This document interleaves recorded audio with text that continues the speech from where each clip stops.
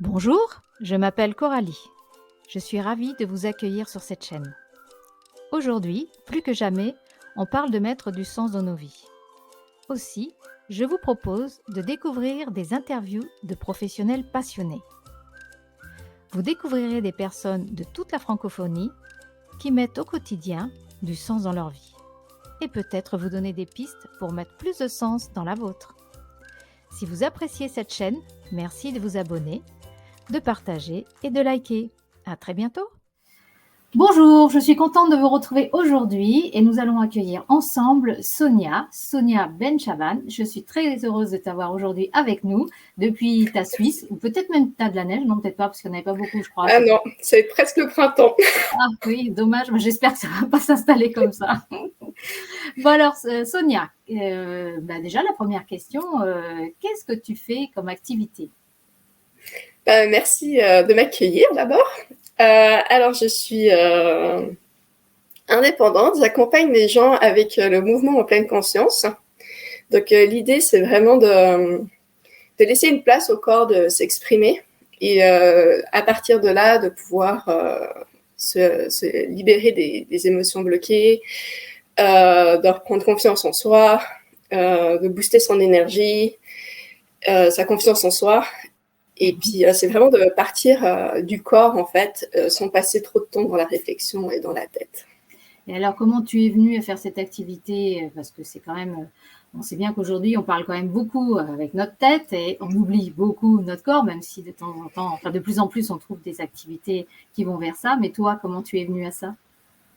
En fait, un peu par hasard, j'ai eu une période de ma vie où j'ai eu beaucoup de soucis familiaux. Mmh. Et puis, j'étais vraiment au fond du lit. Et quand mon médecin m'a diagnostiqué un début de dépression, je me suis dit que c'était hors de question que je reste là. C'est pas l'exemple que je voulais offrir à mon fils comme maman. Mmh. Donc, un peu par hasard, j'ai retrouvé une copine qui m'a parlé d'un programme de coaching et, sur 3 jours. Et je l'ai fait parce que j'avais plus rien à perdre. Donc, je me suis dit, tant qu'à faire, on verra bien. Et j'étais assez impressionnée comment en 3 jours, en fait, on peut changer d'état d'esprit, d'énergie, de motivation, en fait, avec le coaching, avec la musique et avec le mouvement, en fait. Et ça m'a tellement impressionnée que je me suis inscrite au programme et j'ai fait 1 année de coaching avec quelqu'un vraiment orienté sur le mouvement. Et puis moi, surtout, ce qui m'a beaucoup plu, c'est que je suis quelqu'un de très cérébral. J'ai travaillé pendant 15 ans comme géologue et data analyst, donc il faut dire que la tête, elle est bien... J'imagine bien. Elle est bien remplie. Et puis, je m'étais complètement déconnectée de mes ressentis, de mes émotions, de mon contact, en fait, avec mon corps. Et en faisant ces séances de coaching, j'ai pu décrocher totalement la tête et puis me reconnecter à mon corps. Et j'ai trouvé un espace, en fait, où c'était la paix, c'était la tranquillité. Et à partir de là, en fait, de cet espace de paix, j'ai pu petit à petit transformer mon quotidien, sortir de la dépression, accompagner mon fils, trouver des solutions et petit à petit transformer ma vie, quoi. Ouais, d'accord. Bon, c'est super intéressant hein, et enrichissant. Ouais. Et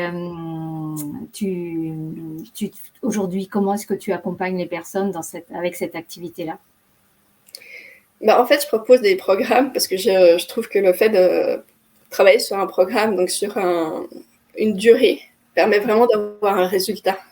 Plutôt que de travailler à la séance individuelle où les gens ils viennent quand ils en ont besoin. Je trouve que le résultat il est beaucoup plus parlant quand on travaille sur une longue durée. Donc, j'aime bien le faire tous les 15 jours. Et puis ensuite, il y a toujours une partie où on discute un petit peu, où la personne elle partage où elle en est dans sa vie, dans sa problématique. Et ensuite, je fais toujours une partie en fait où on intègre la problématique dans le mouvement, où on libère corporellement tout ce qui est bloqué, ce qui est coincé, ce qui nous tend. Et ensuite, une partie où on élève en fait notre énergie, où on transforme, où on apprend en fait peut-être une nouvelle manière d'être, une nouvelle manière de se poser en fait dans son corps. D'accord. Et c'est donc une technique que l'on fait en présentiel ou tu fais en distanciel aussi? Alors, je fais online surtout. D'accord, ok. Ouais. J'ai commencé pendant le Covid aussi, donc voilà. Covid a fait que tout devient online possible. bien sûr. Donc, je le fais aussi. J'ai eu beaucoup de personnes online et ça marche aussi très, très bien. D'accord. Et alors, quand tu dis tous les 15 jours, sur une longue durée, tu prévois, c'est comme une activité sportive? Est-ce qu'on s'inscrit pour, par exemple, pour une année et on fait ça régulièrement? Ou est-ce que c'est des forfaits? Comment ça se passe? Alors, moi, je fais sur 4 mois. J'ai un programme sur 4 mois et je suis en train de réfléchir à faire des accompagnements plus longs pour pouvoir accompagner des gens qui ont des problématiques plus compliquées. Mhm. Et j'étais aussi en train de réfléchir à comment est-ce que je pourrais organiser des séances de groupe, parce que quand on est aussi dans un groupe, on est aussi porté par l'énergie des autres et ça aide, ça travaille et ça fait grandir aussi beaucoup. Donc, et en fait, c'est pas une activité sportive en soi, c'est vraiment plutôt une introspection et puis de se laisser porter par la musique, par moi en fait, parce que je guide en fait pendant la séance, et puis de découvrir en fait notre corps d'une autre manière, notre mouvement d'une autre manière, nos ressentis, et puis en fait toutes les tensions ou les angoisses qui nous habitent, et parce qu'elles se logent partout en fait à l'intérieur de nous. On en a beaucoup ici, Oui. on en a beaucoup souvent dans le ventre, dans le bas du dos, mais on peut en trouver en fait à plein d'endroits, et puis l'idée c'est d'aller les écouter, de les entendre en fait, et puis de sentir qu'est-ce qu'on aurait besoin de faire pour pouvoir les libérer instinctivement et pas la séance de stretching. J'ai mal là, il faut que je m'étire comme ça. Là où tu forces là, le mouvement, là tu laisses le mouvement libre. Là, c'est pour aller voir et dire mais qu'est-ce que j'aurais besoin de faire en fait pour pouvoir libérer. Et parfois, c'est pas le stretching qu'on a appris à faire pour libérer cette tension précise. C'est juste laisser libre et puis explorer en fait ce que notre corps a besoin de dire et d'exprimer et l'écouter. Oui, passionnant. Hein. Du coup, je suis à t'écouter puis je me dis, mais au fait, c'est quoi la question suivante? Je suis prise dans ce que tu me dis et je trouve ça vraiment intéressant. Est-ce que tu peux accompagner tout type de problématiques ou est-ce que les personnes viennent te voir parce qu'elles ont une douleur qu'elles n'arrivent pas à libérer, ou alors elles sont prises, elles ont la tête prise avec des choses qui leur prennent la tête, comme on dit. Comment ça se... En fait, j'accompagne un peu toutes les personnes qui sont dans une optique de développement personnel, de mieux se connaître, de grandir, et puis qui sont aussi intéressées de passer du mental à 100% à leur corps, à leur intuition, à mieux ressentir en fait ce que leur corps leur dit, ce que leur corps leur parle, pour pouvoir changer en fait son quotidien, sa vie, et puis se sentir mieux, plus aligné. Parce que quand on écoute ses ressentis, quand on apprend à les écouter, parce que quand on est dans la tête, on oublie ce que notre corps nous dit, on oublie nos tensions. Et quand on apprend à le réécouter, on fait des choix et on prend des décisions qui sont beaucoup plus alignées avec nous-mêmes, puisqu'on se rend compte des directions qui nous parlent à nous, à notre cœur, et qui nous rendent détendus, et des choix ou des décisions qui nous amènent des tensions, et on se dit finalement, ok, c'est peut-être ce que la société nous dit qu'il faudrait faire, mais c'est pas ce que j'ai envie en fait. Ça a dû grandement changer ta vie, toi, si tu étais cérébrale. Ah ouais. Tu fais que ça aujourd'hui, ou tu continues quand même à avoir une activité autre? Non, pour le moment, je fais que ça. D'accord. Donc oui, c'est un radical changement. Ah oui, ça n'a pas été évident de passer de l'un à l'autre. Ça m'a pris du temps d'accepter de changer de voie, parce que pour le coup, c'est un vrai changement de direction. Et là, tu dirais que ça a changé quoi dans ta vie, en dehors peut-être, en dehors, ça me semble énorme, mais d'un corps plus libéré, moins de tension, est-ce que tu as pu observer des choses En fait, j'ai mon fils qui a fait une phobie scolaire et j'ai eu énormément de soucis avec ça. Je suis maman solo aussi, donc quand on travaille, quand on a un fils en phobie scolaire et qu'on est seul à l'élever, il y a beaucoup de problèmes qui vont avec ça, et puis il est aussi très angoissé. Donc moi, en allant mieux, moi en étant plus détendue, moi en me connaissant mieux, en fait, ça m'a aussi beaucoup aidé pour l'accompagner lui, puisque ça amène toute une énergie de calme, de détente aussi, de paix à la maison. Et du coup, ça l'affecte lui, ça a affecté aussi mes relations avec les autres, de manière...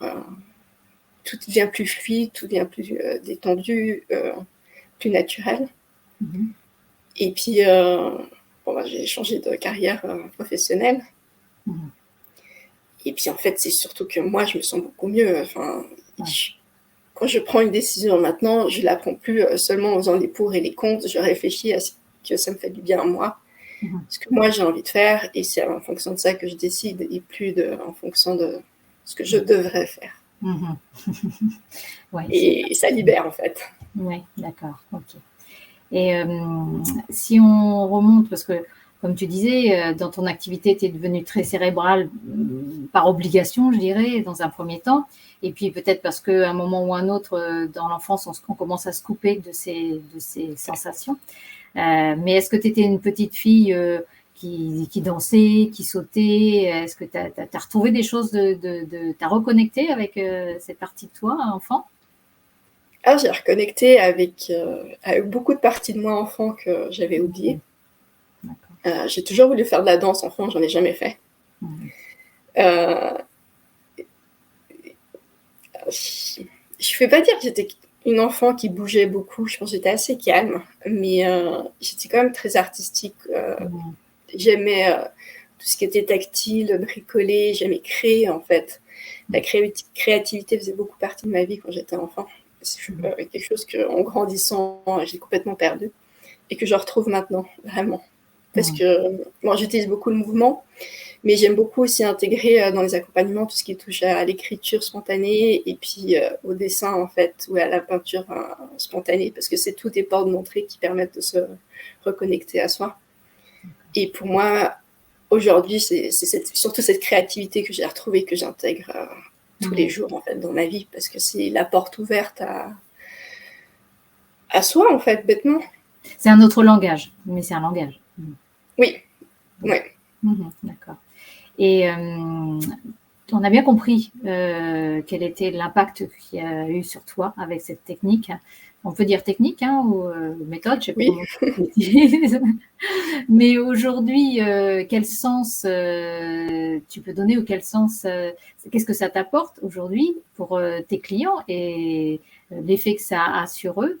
Quel sens tu donnes à cette activité alors? En fait, ce que j'aime beaucoup à travers mon activité, c'est voir les gens se transformer, voir à quel point, en intégrant la méthode pour eux, ils peuvent aussi transformer leur quotidien. J'ai une cliente qui disait tout le temps j'aime pas mon job. Elle était en conflit avec son employeur et ils l'ont gardée. Et elle me disait tout le temps, mais ils m'ont mis dans un placard. Je suis pas heureuse, ça m'embête. Et petit à petit, en travaillant, un jour, elle est venue à une séance, elle m'a dit, mais en fait, j'ai réalisé que je suis pas dans un placard. J'ai un gros pouvoir d'impact dans mon entreprise. Je peux transformer mon entreprise. Mon expérience peut être valorisée et je peux la transmettre à l'entreprise et aux autres employés pour que ce que moi j'ai vécu ne se répète pas. Et quand elle m'a dit ça, moi j'étais aux anges en fait, parce que c'est exactement ça l'idée. Il n'y a rien qui a changé pour elle. Elle fait toujours le même boulot, elle a toujours le même poste, elle a toujours le même employeur en fait. C'est juste qu'elle a complètement changé sa perception de ce qu'elle a vécu, de ce qu'elle vit, et puis de ce qu'elle peut transmettre à travers sa vie.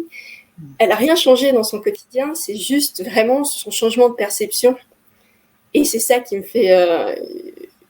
que j'adore dans ce que je fais, et c'est ça ce qui donne du sens, et c'est ça que j'ai envie de transmettre en fait aux gens. C'est on peut être dans une situation dans laquelle on se dit c'est la merde, c'est l'enfer, je l'ai vécu, mais ce qui permet de changer, c'est pas de se dire je suis dans la merde en fait, et de se le répéter. C'est vraiment changer de point de vue complètement, et de se dire ok, je suis là maintenant, qu'est-ce qui m'a amené là, pourquoi, où est-ce que qu'est-ce qui reste en fait en moi de ce que j'ai vécu, et comment est-ce que je peux planter une nouvelle graine pour pouvoir la faire pousser, et puis voir les choses autrement. Et puis en voyant les choses autrement, c'est ce qui nous permet de grandir, ce qui nous permet de trouver une solution, et ce qui nous permet de transformer.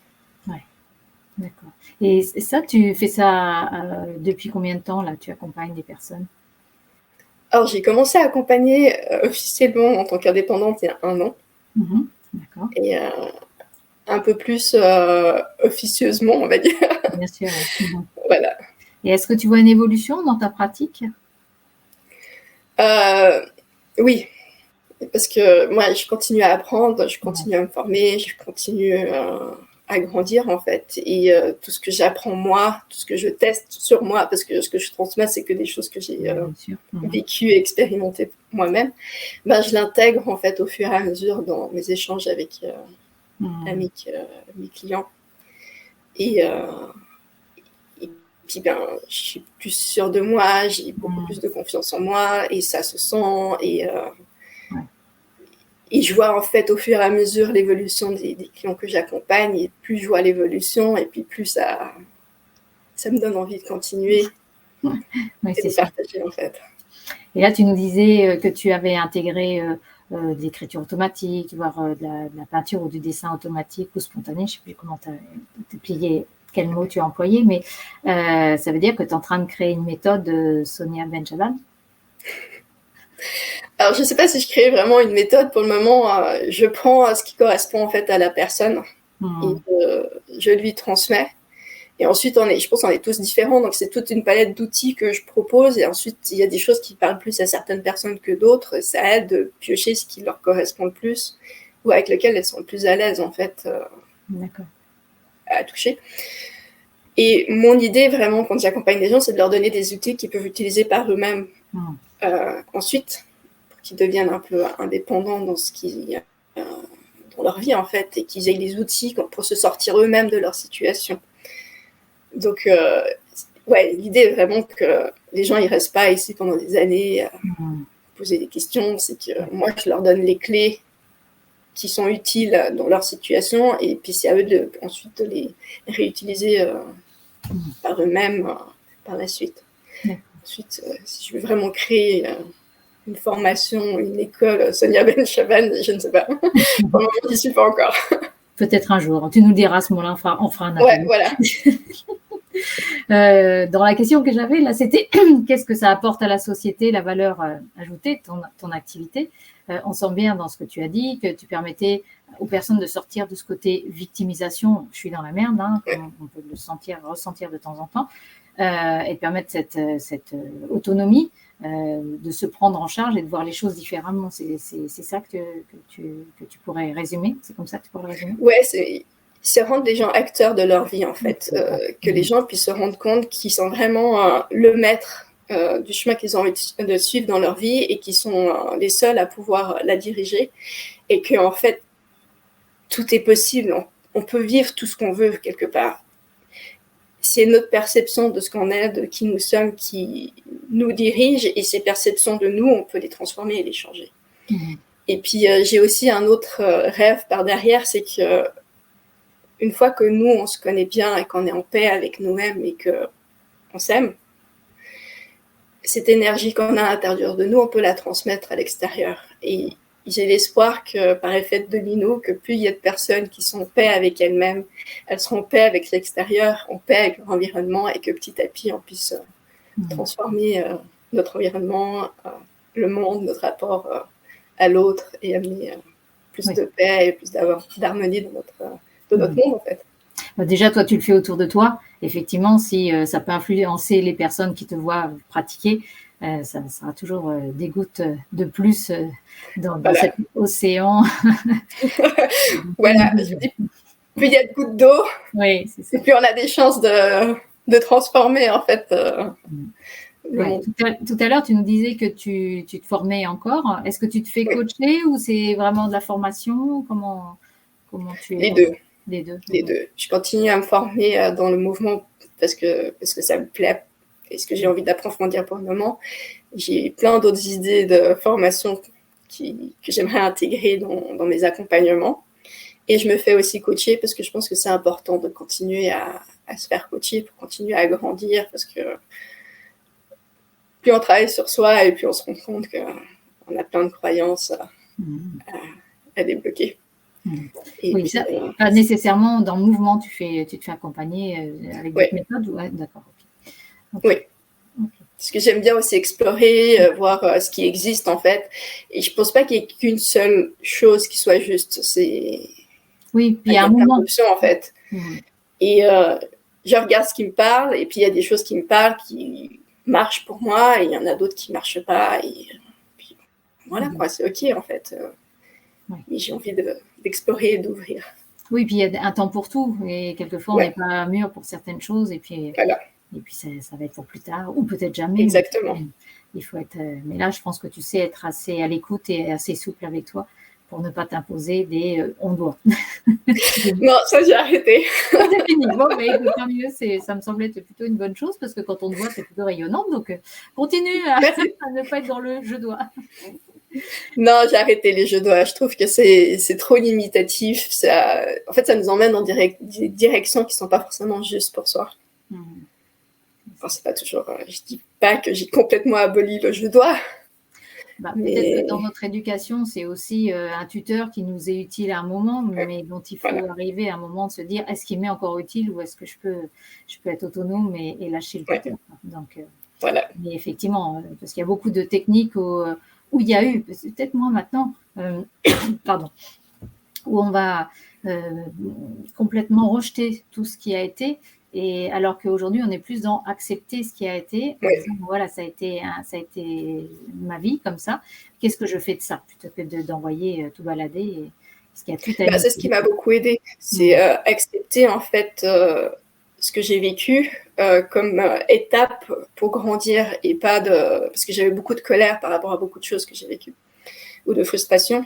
Et puis c'est de transformer ces frustrations en acceptation et en se dire ok, ben j'ai vécu ça, mais c'est pas forcément mauvais, c'est pas forcément juste en fait ou bon. Sur le moment, c'est pas forcément agréable, ok, mais par la suite, ça permet d'aboutir à d'autres choses. Puis ça m'a permis d'être là où je suis aujourd'hui. Et juste pour ça, je suis reconnaissante. Ouais. Même si sur le moment, Mmh. voilà quoi, On c'est vit pas tous très ces drôle. périodes-là. Et toi, aujourd'hui, donc tu quand même, tu as beaucoup de présence auprès des personnes que tu suis. Comment tu te ressources? Bah, parce que je partage avec mes clients, j'utilise le mouvement Ouais. beaucoup. Donc, en fonction de ce que j'ai besoin, j'utilise différents types d'énergie, différents types de mouvements, par la peinture, Mmh. par la nature. Autant que je peux, je vais me promener en forêt ou au bord du lac. J'ai la chance d'habiter au bord du lac. Mmh. Donc, prendre l'énergie du lac Mmh. et la méditation aussi. Je pratique beaucoup de la méditation. D'accord. Bon, donc c'est pour ça que tu es assez zen. Moi, j'ai toujours été assez zen. D'accord. Ton prochain grand rêve, c'est quoi? C'est de faire grandir mes accompagnements pour pouvoir accompagner de plus en plus de monde et puis l'ouvrir à un maximum de gens et vraiment que les gens se reconnectent à leurs sensations et qu'ils prennent ça aussi comme guide et pas uniquement ce que notre tête nous dit en fait. Mmh. C'est ouvrir de la tête à notre corps et à nos ressentis et aussi les écouter et pas forcément dire qu'à chaque fois faire ce que nos ressentis nous disent, mais en fait les intégrer dans la réflexion. Mmh. D'accord. Mais pour certaines personnes, alors je ne sais pas si ces personnes-là viennent te voir, mais ça semble être très compliqué de sortir de la tête, aller dans le corps. On voit des gens qui sont très, très mal à l'aise, très gauche. Alors est-ce qu'il y a des gens qui arrivent quand même à venir te voir en disant pour moi c'est terrible, mais je voudrais y arriver? Enfin, moi, c'est comme ça que j'ai commencé. Ouais. C'est, je dis pas que j'étais gauche, mais je faisais du sport. Enfin, j'entretenais mon corps, on va dire. Je Ouais. faisais du sport, j'essayais de manger bien, mais j'étais pas du tout à l'écoute de ce qu'il exprimait, de mes ressentis. Enfin, j'avais même aucune notion de que mon corps pouvait me parler en fait. Mmh. Et, j'aimerais beaucoup que ces gens-là viennent au moins essayer en fait, se dire ah ouais, ok, c'est ça que ça veut dire. Mmh. Parce que même en une séance, en fait, on se rend compte qu'il y a quelque chose d'autre qui existe. Pas forcément, on n'arrive pas forcément à tout comprendre, mais en fait, on prend tout de suite très rapidement conscience que notre corps, c'est aussi nous. Et c'est pas juste notre véhicule, c'est pas juste une machine, ça fait partie de nous. Et que juste faire du sport, juste bien le nourrir, ça suffit pas. Ouais. Il y a autre chose, il y a une autre dimension. Quand je t'entends parler, j'ai vraiment l'impression qu'il y a vraiment un besoin de pédagogie avant que les gens viennent. Parce qu'en fait, comme tu dis, on a bien compris qu'on était très cérébraux, que c'était pas une bonne chose, enfin, que ce n'était pas qu'une bonne chose. Ça en est une, mais il n'y a pas que ça pour vivre Voilà. une vie humain équilibré. Que bien manger et faire du sport, c'est aussi important. mais écouter son corps différemment. Je pense qu'aujourd'hui, il y a quand même une façon d'enseigner, d'expliquer aux gens que c'est pas seulement du sport, ça va au-delà. Et écouter, c'est pas seulement écouter les petites voix intérieures, parce que la plupart des gens à qui tu dis il faut écouter son corps, ils vont écouter les petites voix intérieures du tu dois pas, tu devrais. Et en fait, c'est un gros travail pédagogique. Comment est-ce que tu fais pour enseigner ça au maximum de monde? J'en parle autant que je peux autour de moi pour essayer de faire comprendre aux gens qu'il y a autre chose que juste faire du sport et bien se nourrir. Je partage autant que je peux mon expérience. Parce que je pense que c'est à travers mon vécu que je peux Tu partages ça sur des réseaux? Tu partages ça comment? Je partage ça sur... j'ai un compte Instagram, puis un compte Facebook. On va mettre en dessous de la vidéo. Voilà. Et puis ensuite, des discussions comme avec toi ou avec d'autres personnes. Pour le moment, c'est comme ça que je le fais. Okay. Et puis, ouais, c'est vraiment l'idée, c'est de comprendre qu'en fait, que tout ce qu'on vit, on le stocke en nous. À travers les maladies, il y a de plus en plus de personnes qui parlent des maladies, qui disent qu'en fait, quand on tombe malade, c'est parce qu'il y a une signification, il y a quelque chose qui a été bloqué. Alors, je ne vais pas aller jusque-là parce que je connais pas suffisamment bien ce domaine. J'en ai entendu parler, je l'utilise pour moi-même, mais je ne peux pas l'utiliser pour les autres parce que je ne me suis pas formée dedans. Mais ça va dans la même direction, en fait. C'est vraiment écouter, ressentir et pouvoir se libérer soit du stress, soit de l'angoisse, soit de toutes nos tensions, de toutes nos angoisses, de tout ce qui nous renferme, en fait. Oui, tu fais vraiment le mouvement d'ailleurs de se recroqueviller. Et c'est vrai que quand tu vois les personnes âgées, je regardais ça l'autre jour, des gens marcher avec vraiment les épaules en avant et complètement. Et je me disais, est-ce que c'est l'accumulation, parce qu'on le dit dans l'alimentation notamment, à force d'accumuler des choses qui ne sont pas très très bonnes, le corps a du mal à évacuer et on peut avoir aussi des maladies à cause de ça. Mais cette façon plus c'est lourd peut-être sur les épaules, plus moins on évacue au fur et à mesure ce qui se passe dans le corps, plus on rigidifie et plus on a cette allure où c'est pas du tout dans l'ouverture. Mais moi, j'avais tout le bassin qui était vraiment très très rigide en fait. Et à travers le mouvement, il s'est beaucoup ouvert, il s'est beaucoup assoupli. Et j'ai fait l'expérience il y a plusieurs mois de ça, où je me suis retrouvée de nouveau pris dans des angoisses, plein de questions en fait, et je me suis retrouvée avec le bassin de nouveau tout rigide. Et là, je me suis dit non, mais il faut que je bouge absolument, c'est pas possible en fait. Et pour moi, c'est beaucoup plus facile d'aller dans le mouvement, donc de recommencer à réassouplir en fait mon bassin, que d'aller assouplir ma tête et mes pensées et mes croyances. Et en fait, en réouvrant mon corps, en réassouplissant mon corps, ma tête s'est réouverte en fait et s'est libérée de nouveau. Et je trouve que de partir de son corps pour remonter à la tête et libérer ce qui nous entrave, c'est beaucoup plus simple que d'aller lire 3 tonnes de livres sur le lâcher-prise, sur la résilience, parce que ça reste des mots en fait. Et une fois qu'on le vit avec son corps, on l'a vécu, on l'a expérimenté, et puis on l'a compris. Il n'y a plus besoin de mettre des mots. Et moi, j'ai accompagné des personnes à physiquement comprendre ce que c'est que le lâcher-prise, ce que c'est que la résilience. Et une fois que, d'ailleurs, mes clientes m'ont dit, mais c'est fou en fait, j'ai lu des tonnes de trucs, je pensais avoir compris, mais maintenant je sais, parce que j'ai expérimenté. Ouais. Mais tu as utilisé ce mot-là tout à l'heure, j'ai voulu te le dire, tu ne l'avais pas utilisé. Justement, tu as dit ressentir, libérer, et tu n'as pas dit comprendre. Parce qu'il y a beaucoup de gens qui veulent comprendre, moi la première.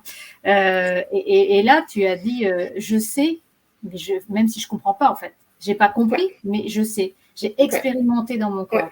Et le fait de l'expérimenter dans le corps libère des choses qui sont souvent dans la tête. Mais c'est comme, je pense souvent l'exemple d'apprendre à écrire. On a beau nous expliquer comment écrire en fait. Mais si on n'a pas pris le stylo, une feuille et puis tracer les lettres, on ne sait pas. Là, c'est pareil. Donc, on n'a pas expérimenté avec notre corps des concepts comme la résilience, mais aussi bêtement que dire prendre sa place. Comment est-ce que je prends ma place physiquement, en fait? Comment est-ce que je délimite mon espace? Comment je dis non, en fait, ça ne m'intéresse pas? Parce qu'on peut dire non, mais combien de fois on dit non, puis les gens, Non. ils rentrent quand même dedans, en fait, ils Ouais. n'entendent pas. Et c'est parce que notre non et notre corps, en fait, sont pas alignés. Et tout ça, ça se travaille, en fait, à partir du corps et pas à partir de la tête et de la réflexion. C'est comment est-ce que je me pose, hein. C'est ça. Et puis tu parles du bassin et moi j'interviewe beaucoup de femmes, on parle beaucoup du côté féminin et le bassin pour les femmes c'est quand même super important à tout âge, hein, et des blocages et des limites. Et à partir du moment où effectivement tu arrives à libérer cette partie-là qui est quand même centrale, hein, parce que même on parle du premier chakra, ces zones 1, 2, 3 qui sont quand même à ce niveau-là aussi, le feu, on parle de plein de choses.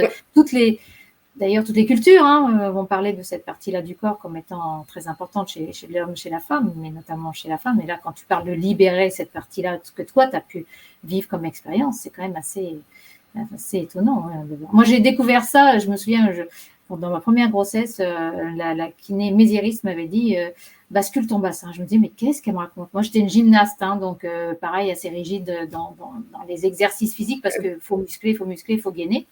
Et j'ai compris ça quand il a fallu que je m'assoie sur une planche dans une piscine. Au début, je ne comprenais pas. Et le jour où je me suis assise, j'ai bien vu qu'il fallait que je fasse un mouvement comme ça ou comme ça. Et là, j'ai dit, ça y est, comme tu disais tout à l'heure, je sais ce que ça veut dire de basculer. Mais je n'avais pas compris. Parce que j'avais jamais expérimenté ça. Oui, c'est ça en fait. C'est vraiment de passer à l'expérimentation. En anglais, ils disent embodiment. C'est passer à travers le corps en fait. C'est ça. Comprendre, savoir, mais physiquement en fait, corporellement. Mais quand tu dis qu'il y a des choses qui vont pas, ça veut dire que souvent c'est parce que les gens lâchent pas prise par rapport à des événements que ça cristallise dans le corps. En fait, nos pensées se traduisent dans notre corps, d'une manière ou d'une autre en fait. Et quand on est angoissé, de toute façon, quand on est angoissé, on se porte comme ça, on est crispé, on est tendu. Enfin, je veux dire, bêtement, on est juste tendu, quoi. Et tant qu'on ne se rend pas compte qu'on est tendu, on continue. À un moment donné, on se rend compte qu'on est tendu, puis on est non, mais là, il faut que je respire, quoi. Puis là, on respire, et puis tout de suite, on s'ouvre, en fait. Et puis, il y a juste bêtement à faire l'exercice quand on se tient comme ça, et qu'on crispe tout. Et tout de suite, on se sent rapetissir, alors que quand on ouvre les épaules, on ouvre son corps, on ouvre ses bras, on sent qu'en fait, déjà, on a envie de respirer. Et puis, on sent qu'il y a de l'espace, qu'on peut s'ouvrir, puis accueillir ce qui vient, en fait. Et juste bêtement, en expérimentant ces deux états physiques, puis c'est corporel, hein, c'est pas la tête, là, c'est juste notre corps, on sent tout de suite la différence d'énergie qu'on a en nous, en fait. Oui. Mais est-ce que, justement, quand on fait ça, c'est qu'il y a une protection? Est-ce que, quand tu aides des personnes à prendre conscience de ça, est-ce que face à un événement, est-ce qu'elles vont réagir différemment, pas se protéger de cette façon-là? Ou alors en avoir conscience pour après réouvrir? Je ne sais pas comment est-ce que tu vois les choses. L'idée, c'est de prendre conscience de ce qui nous tend, en fait. Et une fois de savoir ce qui nous tend, c'est de nous dire, est-ce que je continue, est-ce que je l'accepte ou est-ce que je le transforme? Oui. Et qu'est-ce qui nous tend? Et puis, il y a plein de fois, en fait, c'est cumulé et on ne se rend pas compte qu'on est tout le temps comme ça. Oui. On oublie parce que c'est devenu notre habitude et il n'y a plus rien, en fait, qui nous empêche de nous ouvrir. Mais on est toujours dans l'habitude de rester sur soi, de se renfermer, d'avoir peur, parce qu'on a eu une fois peur. Ok, mais là, maintenant, tout de suite, est-ce que vraiment tu as encore besoin de te protéger? Non. Alors ouvre et prends conscience, en fait, que tu te protèges tout le temps, alors que tu n'as peut-être pas besoin. Et je dis pas qu'il faut pas se protéger, c'est pas du tout l'idée, en fait, c'est juste prendre conscience de là, maintenant, tout de suite, est-ce que j'ai besoin de tout ce que j'ai mis en place? Ou est-ce que je peux juste le lâcher parce que là, maintenant, j'en ai pas besoin? Et c'est toujours là si j'ai besoin. Mais c'est pas le garder, en fait, en nous tout le temps. Parce qu'on n'en a pas tout le temps besoin. Une fois que le danger est passé, on n'a plus besoin d'être dans un état de stress et un état de fuite ou quoi que ce soit. C'est ok, c'est passé. Je comprends, c'est arrivé, j'ai eu peur, j'intègre et je libère. Parce que maintenant, je suis en sécurité. Et c'est ce mouvement-là, en fait, que les gens font pas, enfin, qu'on a oublié de faire. Oui, j'entends, je pense à plusieurs autres formateurs que j'ai pu voir ou interviewer, que ce soit Ludovic Leroux avec le nerf vague ventral ou d'autres, notamment quand on vit quelque chose de compliqué, d'avoir un cri du tigre pour faire ressortir, parce que par peur, on va faire alors que l'enfant va hurler. Voilà, l'enfant va hurler. Nous, en tant qu'adultes, on a appris dans notre éducation à retenir. Et le problème, c'est qu'on ne libère pas tout ça et ça s'accumule, quoi. Et c'est ça, en fait, c'est le même principe.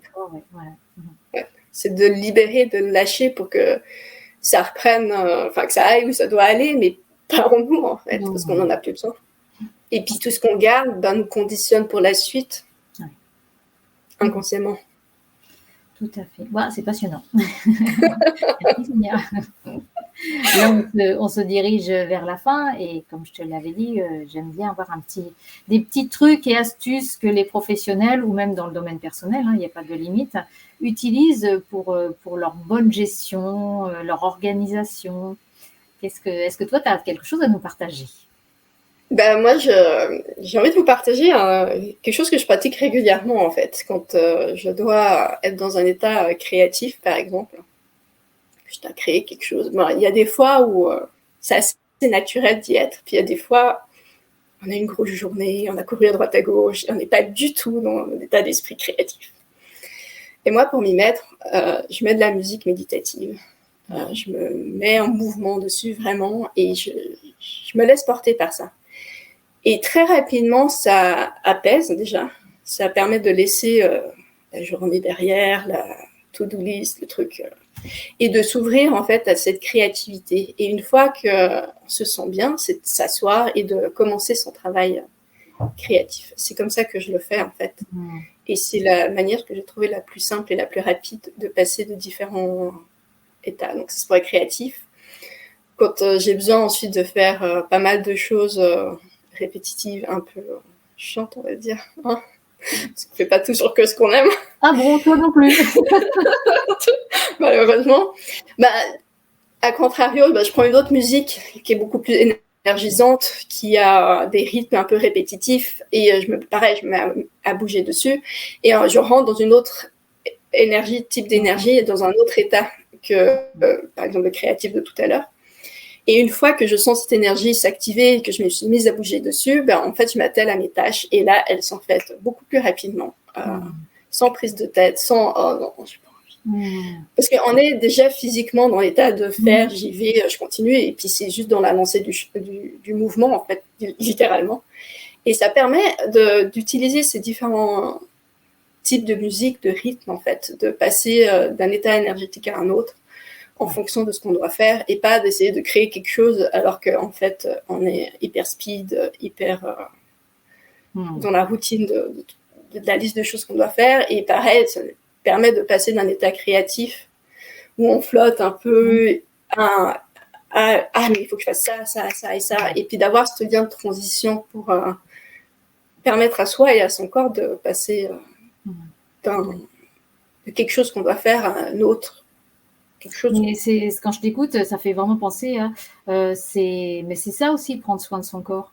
C'est pas lui imposer des choses selon ce que notre tête a dit, à telle heure il y a ci, à telle heure il y a ça, mais c'est effectivement d'avoir ce mouvement vers un autre état sans que ça soit brutal.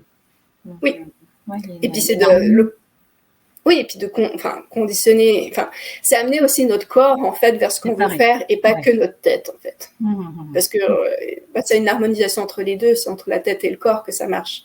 Et pas qu'avec la tête ou pas qu'avec le corps. Je dis juste le corps sans la tête, on va nulle part non plus. Mais c'est de travailler avec les deux ensemble et de se dire maintenant je suis passée à quelque chose de créatif, mais j'amène aussi mon corps dans ce côté créatif. Ou maintenant je dois passer à une routine, j'ai des enfants, à faire le ménage, à préparer à manger, la routine du soir qui est toujours très cherchée quand on a des enfants. J'amène mon corps avec moi en fait, et je laisse pas mon corps dans ma créativité, dans ma peinture, et ma tête dans le repas du soir. J'amène tout ensemble en fait, et de rester le plus possible aligné avec les deux ensemble. Et la musique en fait, et le mouvement sur la musique permet d'aligner les deux, et puis de garder la tête et le corps ensemble, en fait, dans tout ce qu'on fait. Ça permet d'être plus dans son moment présent de cette façon-là. Ouais, super. Ben, merci beaucoup pour ce super truc. Bah, moi, c'est ce que j'utilise presque Ouais. quotidiennement, en fait. D'accord. Donc ça fonctionne. Bah, pour moi, ça fonctionne. Moi, je vous essayer, puis on verra bien. Je serais Ouais, ravie c'est ça. d'avoir Non, un mais comme retour. tout, hein, expérimentation, tu l'as Voilà, bien c'est dit tout à ça. l'heure. Bon alors Ouais. Sonia, la dernière question. Est-ce qu'aujourd'hui tu kiffes ta vie? Ah ouais. J'avais pas trop de doutes, hein, mais c'est vrai que voilà. J'ai aucun regret. Aucun regret. Mmh. J'apprécie vraiment la vie que j'ai aujourd'hui. C'est pas été facile d'arriver là où je suis aujourd'hui, mais Et aucun regret. le sens principal que tu mets dans cette vie-là aujourd'hui, c'est quoi? C'est avoir donné un sens à ma vie. Avoir compris qu'en fait, j'ai pas besoin d'être conditionnée à ce qu'on attend de moi. Je peux juste être moi, en fait. Avec toutes les parties de moi, la géologue, la data analyst, celle qui accompagne à travers le mouvement, celle qui aime danser. Enfin, et ça n'a pas besoin d'être conforme à quelque chose. J'aime peindre. Je suis pas une peintre. Enfin, j'ai pas l'intention de vendre mes œuvres, mais je l'intègre en moi, ça fait partie de moi, et puis je suis complètement ok avec ça, en fait. Ben, merci beaucoup pour ce mot de la fin, très joli.